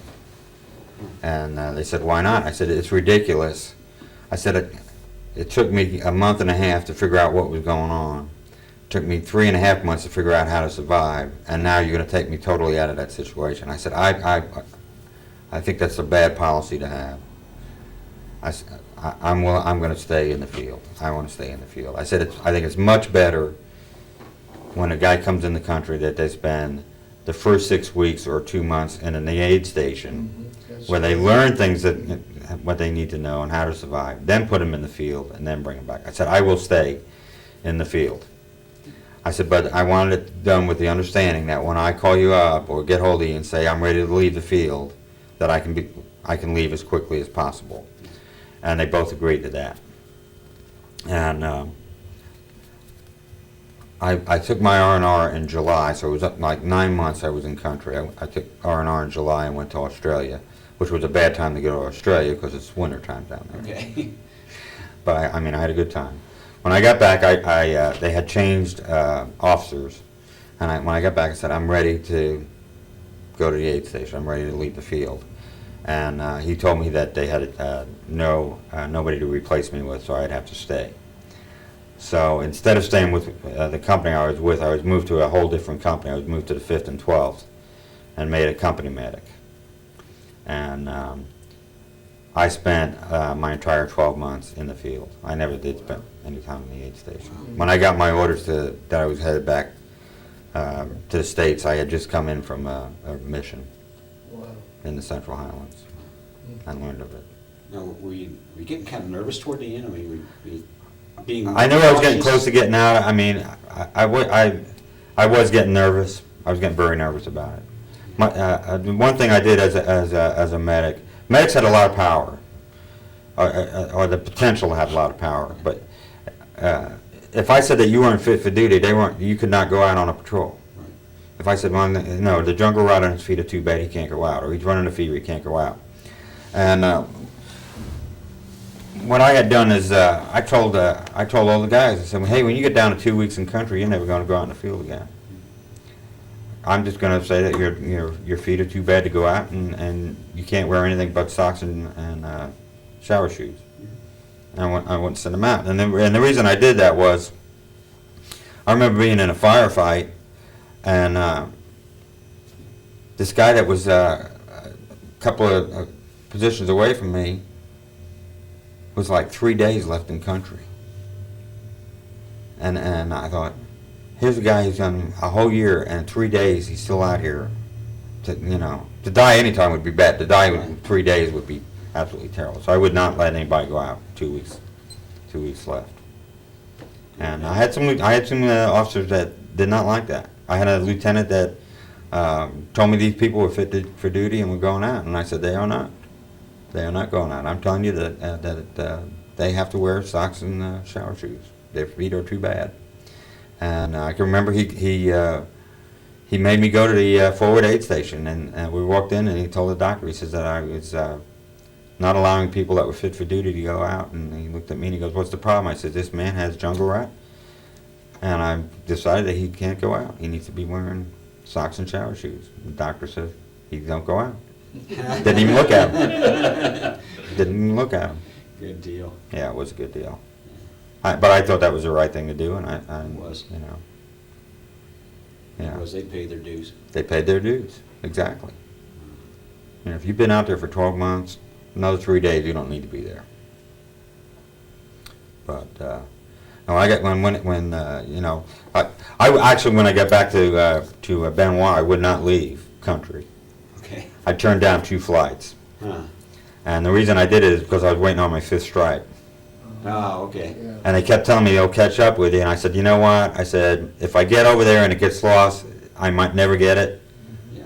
If I'm here, I have it when I leave. And the lieutenant said, why do you want that 5th stripe so bad? And I said, one is it's the money. I said, it ain't a great deal of money, but it's money. Yeah. So the second thing is in the States, E5s do not do KP and they do not do guard duty. You are the sergeant of the guard, but you do not do guard duty or Yeah. so I actually turned down 2 flights, and they kept saying, you got to go. I said, I'm not going until I get that 5th stripe. And an officer came up to me and he says, here's your paperwork. I pushed it through. Here it is. You can go on tomorrow. Good deal. No. Yeah, I was pretty glad about that. So you're on this plane, you're flying out of Vietnam. At what point did you say to yourself, man, I can relax now? The point when I knew that was when the pilot came on, and he made an announcement. He just said, we are no longer in range of any rockets, which meant we couldn't be shot down. Because that to me would be I'm still thinking. It was a very exhilarating thing. When he said that, the whole plane went kind of crazy. All that. And it was, again, a commercial airline that was chartered by the Air Force, the Army. But guys had snuck champagne on there. So everybody was drinking champagne. The stewardesses drank champagne. There was people smoking. Well, we all smoked marijuana. Yeah. And had a great flight. Had a great flight coming back. What about the support from home? Were you hearing anything about the war protests at that point, or?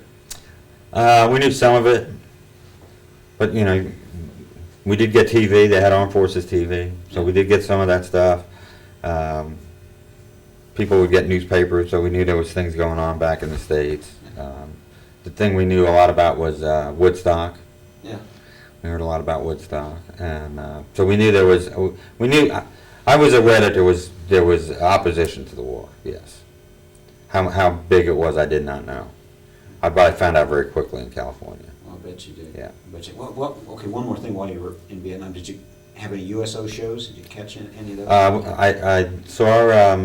Yeah, I did see a few. Nothing big. There was a troupe out of Australia that came and put on a show, and the Donut Dollies would come out once in a while. I was actually back in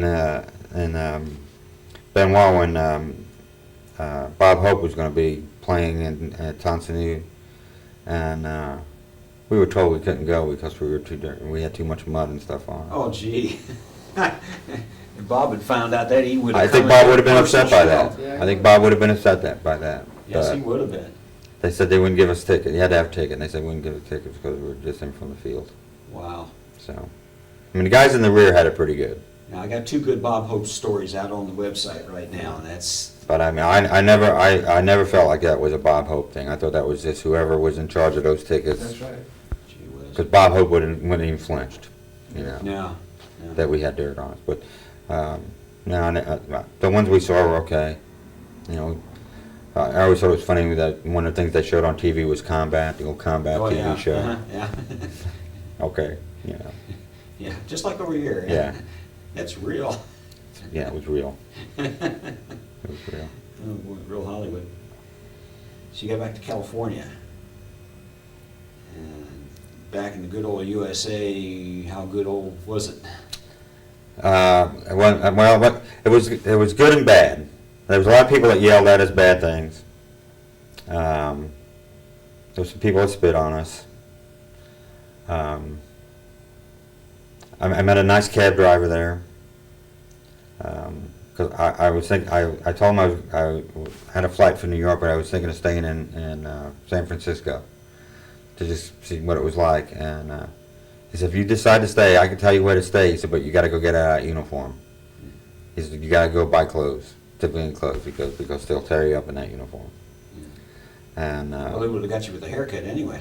it would have been bad enough, but I think the uniform would have been even worse. And I can remember being in the airport in San Francisco waiting for my flight, and there was a lot of comments made by other travelers, which kind of put you on edge anyway. I mean, you just come, like you're just out of the combat zone, and here you are, and these people are doing things that if it happened in Vietnam, you'd shot them. Yeah. I mean, that was exactly. I mean, if somebody in Vietnam would come over and spit on you, you'd just shoot them. Yeah. These people are spitting on you. They're calling you all kinds of names, and I was sitting in a bar with two guys that were from California. I think one was flying to L.A. and the other was flying somewhere else. And we were sitting in the bar having a drink, and this guy comes over and he goes, "Hey, you guys are just back from Nam." And I said, "Who fucking cares, buddy?" "Yeah, we are. Who cares?" And he goes, "No," he said, "I just want to buy you guys a drink." I said, "Yeah, all right." He said, "No, I'm dead serious." He said, "I want to buy you guys a drink." So he bought us all a drink. Nice of him. Which was nice. He left plenty. We had several drinks on him. Yeah. But that was a good experience. Of course, when I got home, everybody was pretty glad to see me. I mean, I had a pretty nice reception. Okay, now where was home at this point? New York. Okay, Back in New York, yeah. Did they know you were coming, and did they? Well, I called them. They knew when my time was up, so that because I think I wrote one letter. I could be home, anytime within the next 2 weeks. And when I got to California, I called them and told them I was in California and was getting ready to take a flight. But I mean, the reason I almost decided to stay in California is because I wasn't very happy with my parents at that point. Because when I called them, it wasn't like, "How you doing? How you feeling?" Blah blah blah. Yeah. The first thing they said, "Are you wearing any medals? Did you win any medals?" Oh, gee. Which were, I said, that who cares about medals? Yeah. So I decided to get it. I went ahead and went home. Yeah. But I mean, they didn't want to talk about anything that went on, which was fine because I didn't want to talk about anything that went on. But my neighbors treated me nice. I was the only one in my immediate neighborhood that ended up being drafted and going to Vietnam. They gave me a plaque saying they appreciated my service. When I drove down, they had a big sign across the street. Cool. "Welcome home." That was neat. Yeah. Had a big party. Had a big party for me. And but I left it. I left the party. I had an aunt. My aunt walked up to me and asked me how many kids I had killed in Vietnam. Oh, geez. And then I had a friend of mine that, not a friend, but a friend's mother asked me about the same thing. And so I left and went to a bar. What gets into people? What's the matter with them? They just don't think. They just don't think. I mean, And I don't know. I don't know if people came back from World War II and talked about things like that. I can't imagine they did. yeah. I think they hear things. People hear things, and they think everybody did it. Were you ever attacked by kids with bombs on them? I've No. heard of some that I was not. were in that situation. Of course, that would have been more of an established base that Yeah. you go against.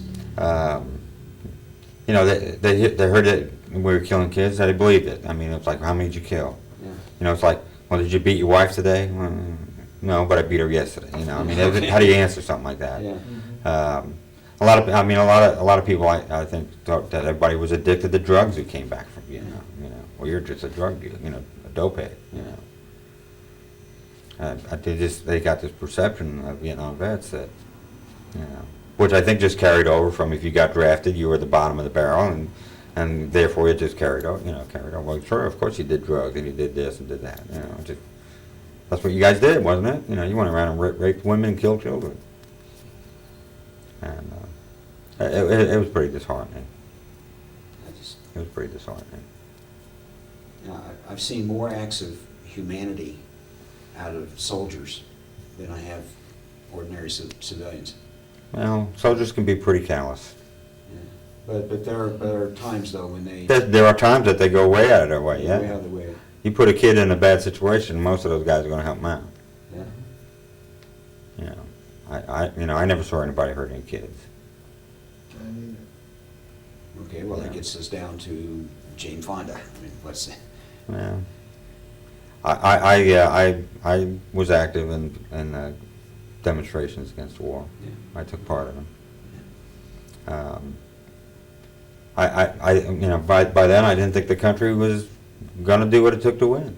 Yeah, they didn't commit. They didn't commit to it. I mean, either you're going to win or not going to win, and I didn't think the commitment was made. And I thought we were just sending people over to as fodder.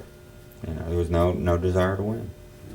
I mean, I'm not ashamed of what, I'm not ashamed of my duty. I'm not ashamed that I went, but I'm also not ashamed that I demonstrated against the war. Yeah. Never demonstrated against the soldiers. Yeah. Always supported the soldiers. Yeah. Demonstrated against the policymakers. Mm-hmm. You know, I never believed Nixon was going to end the war. What did they need to do differently to win the war? Okay, you're the President of the United States, you got this Vietnam War, what are you going to do? Oh, I mean, if I was the President of the United States, what would I guess I would have sent more troops in. I guess I would have, just started from one end and just started up. Instead of being all over the place, you say, okay, we're just, either you start from the DMZ and go south and secure that and just go south and clean it, or start from the bottom and go up. But, you secure what was there. I mean, that'd be about the only thing. I mean, again, I guess we always heard about how effective that it was when we were bombing them, and they always seem to pull back after we bomb them. Don't stop bombing them. You're in a war. Yeah. You're in a war. If you drop bombs for 20 days and they all of a sudden they're ready to start talking peace, well, drop them for 40 days, you might have a treaty. Yeah. I mean, that's the way I looked at it. I mean, That's just, true. Yeah. we never did what we were never ready to give it 100%. What about the generals that you served under? I mean, did you I think know the opinion military of them. command was competent? Or Were they competent? I know they were If their hands were, well. their hands were tied. I thought they were okay. Yeah. I thought it was the guys under them that weren't very bright. Okay. I mean, I didn't think the lieutenants knew how to implement what they wanted them to do. Yeah. They weren't. I mean, I saw a lot of stupid things from lieutenants. Captains seemed okay. I mean, the captains seemed knowledgeable in what they were doing. Yeah. But some of those lieutenants, it's like, hey buddy, you're either going to kill yourself or you're going to kill all of us. What'd you think of Westmoreland? I thought he did the best he could. Bloody cool. I mean, he was in a terrible situation. Fight a war, but we're going to tie your hands behind your back. Yeah. I mean, that's why, I have never had any animosity toward him. So you got back home, and how long did it take you to really start feeling normal again? Put that word in quotes. Normal. What's normal? I mean, What's normal? To start, to start feeling more like a civilian, less like a soldier. Well, I didn't get out of the Army until April of '70. Okay. You had time to adjust then. Yeah. Yeah, that was. Yeah, probably that was, good. probably within that, once I got ready to get out of the Army, I pretty much I was ready for civilian life. Yeah. It was, the last 6 months I didn't do anything. Yeah. It was just a joke. I mean, they could have let me go and nobody would ever miss me. Said they paid me for 6 months. Which, I guess maybe that, looking back, maybe as you said, gave me a chance to adjust to, A little decompression. yeah, might have been. Although most of the guys where I was at had not been overseas, but yeah, that probably helped. Probably within 3 or 4 months, I was ready to be a civilian. So you eventually got back into the work mode, got a job somewhere. Yeah. What'd you do? I worked for a home improvement store. I sold paint and wallpaper and flooring and stuff like that. That's what I did. In Still New in the York. paper business. Yeah, different kind of paper. Different kind of paper, but Yeah. journalism. What in the world prompted you to get into journalism? When I was over there, I got interested in photography, and I thought being a photographer would be kind of neat. And when I enrolled at Ball State, you had to take writing classes as part of the photojournalism curriculum. When I got into the writing, I just gave up on the photography. The writing interested me a lot more. The Herald Bulletin has never asked you to hang out on the helicopter skid to take a photo? Never done that. Never Okay. done any of that. You write well. The thing I like about your writing is you put a little color into it, but you don't just turn it into the great American novel. I mean, you give the facts of the story, Yeah. and it's a nice mix. Thanks. It's an interesting career. I've really enjoyed it. Yeah. I've done a lot of things, and it's the one thing that I can say that every day I enjoy coming to work. It's cool. Which, I think that's what you got to do. When you can find that, then you're ahead of the game. Yeah, sure. I mean, everything else is secondary, but it's been a good mix. I mean, I never thought I'd be at the Anderson newspapers for 28 years, but here I am. How in the world did you ever get to Indiana? I had a friend that was from Anderson that I worked with in New York and moved here, and came to visit him, and we had a grand scheme of how we were going to get rich, and it just didn't work out. Yeah, who was that? His name was John Fickle. Okay. He no longer lives in Indiana. I couldn't even tell you where he lives anymore. We had a falling out. So I actually ended up with his wife. No. Okay. Now you said you were married a couple of times? I'm on my fourth wife. Fourth wife, My fourth okay. wife. First one was? First one was Geraldine Fickle. Okay. Second one was Diane Noggle. Okay. Third one was Jada. Well, that's pretty good. I can't remember her last name. Knotts, Jada Knotts. And my current wife is Kelly Gerald. Been married to her 9 years. Okay. Yeah. Where'd you meet her? Actually, I met her in the boat club. Did you really? Yes, I did. Okay. Yes, I did. We had seen each other in there for a long time, and just got to know each other. And we were sitting around one night, and she was actually there with somebody else, and we talked. And I said, well, I was just serious. And, I said, I wouldn't mind giving you a call sometime, and we started going out. Been together ever since. Wow. Yeah. So it was a big flowery proposal, or just? No, it was not. It's just, hey, you want to get married? Wasn't quite that. It wasn't quite you want to get married, but it wasn't a big flower proposal. We lived together for a while. Okay. Yeah. Do you have any children? I do not have any children. Okay. Never have. Wished you did? Perfectly happy you don't? The opportunity never presented itself. Yeah. The right opportunity. Let me put it that way. I do not think I would be a particularly good father. Okay. I was not a good stepfather, so I probably would not have been a good father. Anything in life you never quite got around to doing that you wished you could have done, or just haven't done? I always wanted to be a race car driver. Oh, really? Always did. What, IRL type racing? No, I would want to be stock car racing. Stock car racing. That's been my hobby. That's been my passion Okay. since I grew up. All right, and your stock car heroes are? I have many stock car, many of them. Right now it would be Mark Martin, Okay. and Richard Petty would be one. Adam Petty, of course. I met Adam Petty. He'd be one. Growing up, one of the guys that I really liked was a guy named Charlie Jazombek, who ended up dying in a racing accident. But I followed racing all I was at my first race when I was like 2 months old. My dad was a race fan. Okay. So I picked it up from him. Yeah. I see you write about that every now Yes, and I then. do. I kind of wonder what Yes, I do. what situation was Yeah. there. So that's one thing I wish I would have done.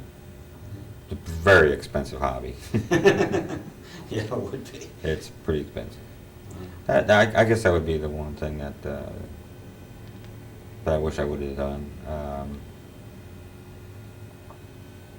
But I don't think I'm done either. I've got more experiences to go. Sure. Yeah. You're still a kid. Yeah, I know I'm about a kid, but I still have some things I want to accomplish. Well, we interviewed Sam Roseberry, so you're still Yeah, a I'm kid. still a kid next to Sam Roseberry, no doubt about that. Now, you had a chance to meet Sam, didn't you? I have met Sam, yes. Okay, what was your impression of him? Sam was a true patriot. I met Sam when he was out at one of the grade schools. I can remember him standing up and saluting the flag. Yeah. I can't remember what the grade school was, but he was he had to be 90 in his 90s, and he was a patriot. He was a great guy. That'd give you chills, wouldn't it? Yes, he did. The other guy that I have a lot of respect for is Melvin Biddle here in town. And he's another one that. He doesn't want to do an interview, but I don't blame him because Melvin is very doesn't like to talk about what he did. yeah, everybody looks at that. Oh, look at that hero. And No, he does not want to be viewed no, that way. Guys don't. We've never interviewed a hero. The heroes are the ones that didn't make it back. That's exactly right. And we've interviewed some pretty heroic people, but Yeah. No, the guys that are the heroes are the ones that didn't make it back. Right. I would agree with that 100%. Or the guys who have made it back and are still struggling. I consider myself fortunate. I was smart enough to know that the GI Bill would pay for my education. right. I was smart enough to know that the VA has paid for 20 years of counseling for me, which I still go through. I mean, I was smart enough to know that. Other people were not and didn't take advantage of that. Those are the guys that I think should be considered heroes as well. The guys that are homeless and addicted to alcohol and drugs. Those are the guys that need help. Stepping stones for Stepping veterans. Stones is a Excellent good. organization. Christian Center is one. Yeah. Yeah. Those are the guys that need to be helped. The government, in my opinion, has always turned its back on the veterans. Yeah. From I would say from the Civil War to today. We don't have any money for you guys. We have to spend it now on Desert Storm and Iraqi freedom, but what happened before is we don't have anything for you guys. Did you ever feel, I know that you got pretty well dumped on when you got back to the States as a Vietnam veteran. Mm-hmm. Did you ever have a time when you felt like people really appreciated you? Did that ever turn around at some point? I know that the country seemed to have a different attitude when Desert Storm came around. They wanted to include the Vietnam vets in the parades. It's almost like, I'm sorry, we messed up. We shouldn't have told you that. I didn't Did feel you? it that way, no. Yeah. I always thought it was like with the Desert Storm, and it was like an afterthought. Yeah. I'll tell you the one thing that always that I'll always remember is when Anderson had their Vietnam Vets Welcome Home Parade, and my first thought was, I don't want any part of it. There's nobody. Either nobody's going to be there, or two, that it's just going to be more ridicule. And I was determined not to go. I was not going, and at the last minute, something drew me to be there. And I don't want to tell you there was 50,000 people down in downtown Anderson. I don't know how many there were, but it was a great feeling. It was a great feeling.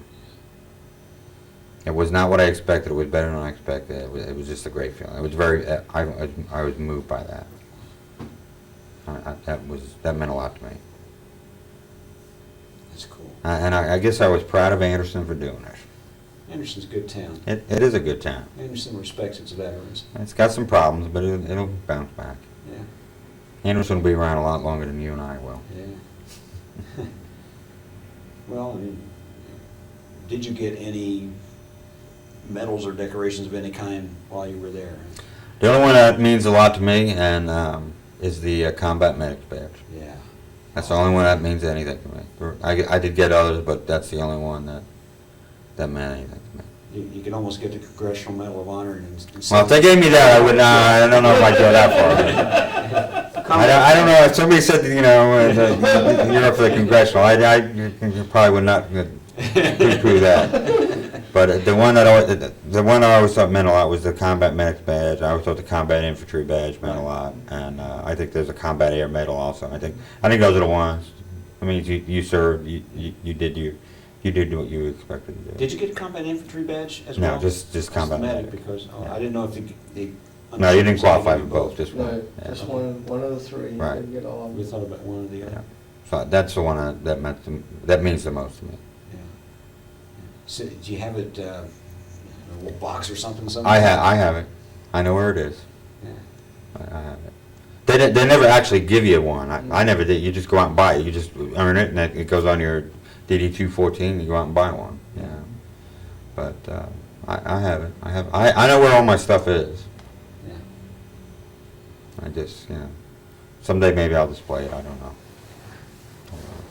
So, okay, as a journalist, your proudest moment as a journalist, was there any particular stories that you thought, wow, this is a great story, I did nice work on that. I know you did nice work on the Sam Roseberry article. That was a beautiful piece. Yeah. But I know you dealt with so many different things. I have dealt with a lot of different things. The ones that always make me feel the best is when I can help somebody who's got a problem, whether it be with government or just in life in general. If you can do something that makes people aware of a problem and they step up and help. I always like doing the ones where I find somebody's done something wrong, whether it be steal money or not do something with the way they're supposed to, and bring that to public light so it's corrected. Those are the ones that make me feel the best. One I did that I really liked was when Officer Darren Sparks was shot here in town. That was one I thought I did a pretty good job on. The fish kill, when they had the White River fish kill, I thought I was proud of that stuff. The fireman strike when they had for downtown, the downtown fire, I thought I did a good job with that. There's been a lot of different ones. The ones sometimes that you don't think are going, it's the stories when you do a story, it's big. You know what I'm saying? Right. You know that everybody's going to read it. It's going to be like when they had the fire for Animal Court. You knew that everybody was going to buy that paper. Everybody's going to read that paper. Yeah. But sometimes it's the stories you do that you don't even think like that. It's the feature obit you do on a Sam Roseberry or a Greg Dietzen or a guy like, just somebody don't even know sometimes, and you just and when you hear back from their family that they you added something to their memory. The old saying is people always make the paper when they're born, they get married, and they die. But everybody's got a story, and those are meaningful. I mean, it's like I did one just recently on a guy by the name of Bird Strange. He was a realtor. Now, when I was in college, I remember seeing his sign, Bird Strange. Yeah. And I talked to his widow, and I said, how do you get the name Bird? Well, that's his given name. That's his middle name. He went by. That was his grandmother's maiden name, and he just used it. Okay. So I mean, it's like, well, okay. I mean, I wouldn't think about doing that myself, but I mean, it was It's kind good of advertising. It caught your attention. It didn't did catch your attention. Yeah. So those are the kind of things I like doing. I like like right now, we're dealing with lapel basketball, so I'm pretty excited about that. That's pretty cool. Okay, what's your connection with that? Just the Just fact being, that just that I live there. masculinity? Just lived in, I live in Lapel, and Okay. just it's great to see a little town, get excited about a bunch of what I call outstanding young men, and it's kind of neat. And tomorrow, this time, they will have won the state championship. I certainly hope so. Against Lagodi. I certainly hope they did. Well, that'd be kind of cool, wouldn't it? Yeah, it would. Yeah, it would. Yep. You think of anything we've...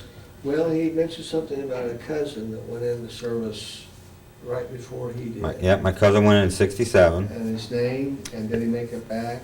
His name is Thomas. Funny story about Thomas. Thomas got drafted before I did. Went to Fort Samuelson, was trained as a medic. Landed in Vietnam in the middle of the Tet Offensive, and was assigned to the 1st Infantry Division. And when he got to that division, they needed truck drivers and not medics. And he drove a truck his whole tour, and he is back. He lives in New York. Wow. We spent some time together. He drove around so he could find where I was, and so we spent a few days together. That's cool. Yeah. But then I had another cousin that went in after I did, and he didn't go overseas to Vietnam, but he was also trained as a medic. So the three of us were all trained as medics. Now, he ended up being a radio operator. I was the only one that actually served as a medic. Yeah, you talk about everybody having their own story. Everybody's got something that just belongs to them.